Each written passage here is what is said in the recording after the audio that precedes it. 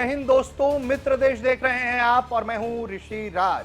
दोस्तों, मित्र देश में बातचीत होगी भारत और उसके एक और करीबी दोस्त की, जो दोनों ही एक साझा दुश्मन की उपाय करने में लगे हुए हैं। ये साझा दुश्मन है तुर्की और दोस्त का नाम है ग्रीस। जी हां, ग्रीस और भारत की मित्रता मजबूत हो रही है और इन सबके बीच एक फोन कॉल आता है नई दिल्ली में, जो बहुत अहम साबित होने वाला है, क्योंकि यह फोन कॉल है ग्रीस से सीधे दिल्ली में प्रधानमंत्री को। जी हां, नरेंद्र मोदी को कॉल आया है ग्रीस से और यह मौका दरअसल ढूंढा गया ग्रीस के द्वारा पीएम नरेंद्र मोदी के जन्मदिन के मौके पर। जी हां, उनके जन्मदिन के मौके पर उन्हें बधाई देने के लिए ग्रीस से यह फोन आता है। यह फोन बहुत अहम इसलिए है क्योंकि भारत और ग्रीस मिलकर बहुत कुछ इस वक्त कर रहे हैं। ग्रीस भारत के साथ अपने संबंधों को मजबूत करने पर काम कर रहा है। भारत भी ग्रीस की तरफ बड़ी उत्सुकता से देख रहा है और इन दोनों के ही साझा दोस्ती पर गाहे बगाहे निशाने पर जो है वो है तुर्की। तुर्की क्यों? क्योंकि तुर्की पाकिस्तान का समर्थक है।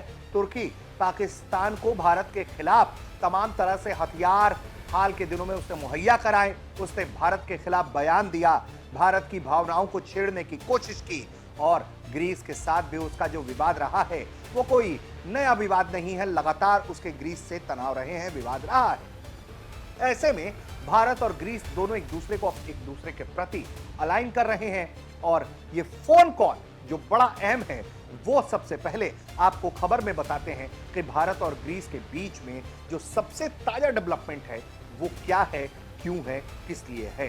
तो ग्रीस के पीएम क्यारिकोस मित्सोताकीस ने पीएम नरेंद्र मोदी को फोन किया।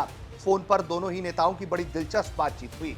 दोनों नेताओं की बातचीत में भारत यूरोपीय संघ मुक्त व्यापार समझौते के शीघ्र और पारस्परिक लाभकारी निष्कर्ष के लिए ग्रीस के समर्थन को दोहराया गया। साथ ही उन्होंने अगले वर्ष होने वाले आर्टिफिशियल इंटेलिजेंस इंपैक्ट समिट की सफलता की भी शुभकामनाएं दी हैं। ग्रीस के पीएम ने पीएम मोदी को उनके जन्मदिन की हार्दिक शुभकामनाएं दी, जिसके लिए पीएम मोदी ने उनका धन्यवाद किया है। पीएमओ द्वारा जो बयान जारी किया गया है उसके मुताबिक दोनों नेताओं ने व्यापार, निवेश, प्रौद्योगिकी, शिपिंग, रक्षा, सुरक्षा, कनेक्टिविटी, जन जन से संपर्क जैसे क्षेत्रों में द्विपक्षीय संबंधों में हो रहे प्रगति का स्वागत किया। भारत ग्रीस रणनीतिक साझेदारी को और मजबूत करने की प्रतिबद्धता दोहराई। बयान में कहा गया है कि पीएम मित्सोताकीस ने भारत और यूरोपीय संघ मुक्त व्यापार समझौते के शीघ्र पूरा होने और साल 2026 में भारत द्वारा आयोजित किए जाने वाले एआई इंपैक्ट समिट की सफलता के लिए ग्रीस का समर्थन दिया है। दोनों नेताओं ने परस्पर हित के क्षेत्रीय और वैश्विक मुद्दों पर एक दूसरे के विचार साझा किए जाने और संपर्क में बने रहने पर सहमति जताई है। देखिए, लगातार इस तरह की बातें इसलिए भी बहुत अहम हो जाती हैं क्योंकि लगातार जो तुर्की है वो कुछ ना कुछ खुराफात करता रहता है। भारत के खिलाफ पाकिस्तान को समर्थन देता है। इस्लामिक ब्रदरहुड की परिकल्पना में भारत को वो अपना दुश्मन के तौर पर देखता है, जबकि भारत हमेशा से ही तुर्की के लिए मददगार साबित हुआ है। उसके बावजूद तुर्की ने अपना रंग दिखाया। ऑपरेशन सिंदूर के वक्त जब भारत ने पाकिस्तान पर हमला किया तो उस दौरान तुर्की की तरफ से यथासंभव मदद जो है वो पाकिस्तान को मुहैया कराई गई भारत के खिलाफ। ऐसे में भारत ने भी अपने स्ट्रेटेजिक तौर तरीकों में बदलाव किया। इसके पहले कश्मीर के मुद्दे पर तुर्की हमेशा से ही आग में घी डालने का काम करता रहा, पाकिस्तान को हवा देता रहा है।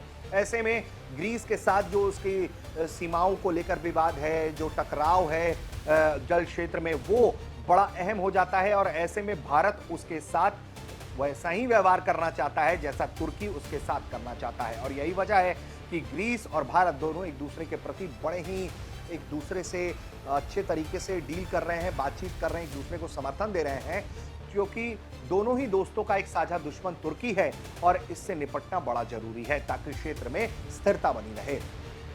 ऐसे में साल 2024 हो या 2023 हो, जब अगस्त में पीएम मोदी की ग्रीस यात्रा हुई थी, दोनों देशों ने संबंधों को रणनीतिक साझेदारी के स्तर पर ले जाया था। इसके अलावा फरवरी 2024 में ग्रीस के पीएम ने भारत का राजकीय दौरा किया, जो 15 साल बाद ग्रीस के भारत में किसी राष्ट्राध्यक्ष सरकार प्रमुख का पहला दौरा था। इस दौरान दोनों देशों ने रणनीतिक साझेदारी को और मजबूत और गहरा किया। तब से ही दोनों देश एक दूसरे के साथ लगातार काम कर रहे हैं। इसके अलावा पीएम नरेंद्र मोदी और ग्रीस ने भारत मध्य पूर्व यूरोप आर्थिक कॉरिडोर पर भी चर्चा की थी। इसका उद्देश्य भारत और यूरोप के बीच कनेक्टिविटी को बढ़ाना है, जिसके जरिए बंदरगाह के जरिए, पोर्ट्स के जरिए जो है, और जो ट्रांजैक्शन है, जो ट्रांजिशंस हैं कारोबार में, जो शिपिंग्स है, उसको और अच्छा और मजबूत किया जा सके। इस तरह से के कॉरिडोर से ही तुर्की परेशान हुआ था। उसने कहा था कि इस तरह का कोई कॉरिडोर हमारे बिना नहीं हो सकता, सफल नहीं हो सकता। अपनी भड़ास भी निकाली थी उसने। तो ग्रीस और भारत एक दूसरे के साथ अलाइन होकर काम कर रहे हैं, जो कि अच्छा डेवलपमेंट है। भारत लगातार टैरिफ वॉर के बीच में, टैरिफ दबाव के बीच में लगातार कई देशों से एफटीए कर रहा है, और इसमें यूरोपीय यूनियन भी है। यूरोप के साथ लगातार एफटीए को लेकर जो बातचीत चल रही है, बड़ी सकारात्मक बातचीत है। इसी साल में उसके होने का जो है अनुमान है, और यही वजह है कि एक एक करके यूरोपीय देशों से पीएम नरेंद्र मोदी की बातचीत होती चली जा रही है।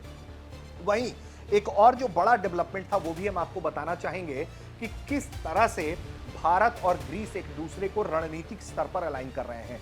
हाल ही में भारत का एक युद्धपोत भी ग्रीस पहुंचा था, जिसने तुर्की की परेशानी बढ़ा दी थी, भारत के दुश्मनों की परेशानी बढ़ा दी थी।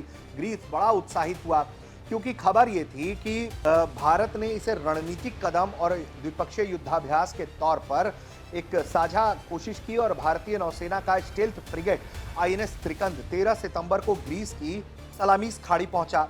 ऐसा नहीं है कि ग्रीस की नौसेना के साथ भारतीय नौसेना का युद्धाभ्यास पहली बार था, लेकिन अब तक ये युद्धाभ्यास हमेशा ही पासेक्स युद्धाभ्यास होते रहे थे, यानी कि किसी मित्र देश की सीमा के करीब से गुजरते हुए। ऐसे में ये सामान्य बात लग सकती है, लेकिन ग्रीस पहुंचकर ग्रीस की नौसेना के साथ युद्धाभ्यास जो है वो सामान्य बात नहीं है, क्योंकि तुर्की और ग्रीस के बीच विवाद रहा है।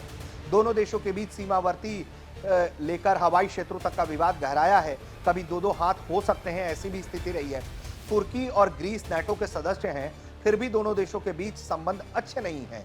ऐसे में भारत ग्रीस के साथ युद्धाभ्यास करना जो है भारत का, वो रणनीतिक दृष्टि से एक सोचा समझा कदम है।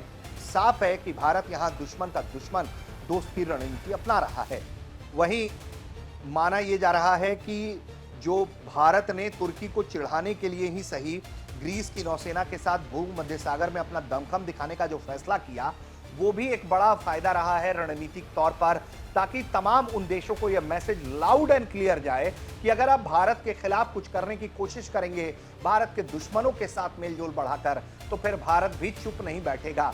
और यही वजह थी कि पीएम नरेंद्र मोदी साइप्रस का भी दौरा करते हुए हाल में दिखे थे।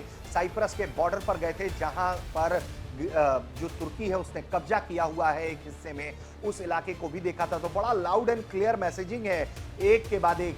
पहले साइप्रस, उसके बाद अब देखिए कि कैसे ग्रीस के साथ युद्धाभ्यास, उसके बाद फोन पर बातचीत, एफटीए को लेकर धन्यवाद, आगे बातचीत करने की तैयारी। तो ये सब कुछ भारत अपने मित्र देशों के साथ मिलकर कर रहा है, ताकि भारत और उसके दोस्तों को जो देश आंख दिखाने की कोशिश करे, उसे उसकी हैसियत सही तरीके से समझाई जा सके।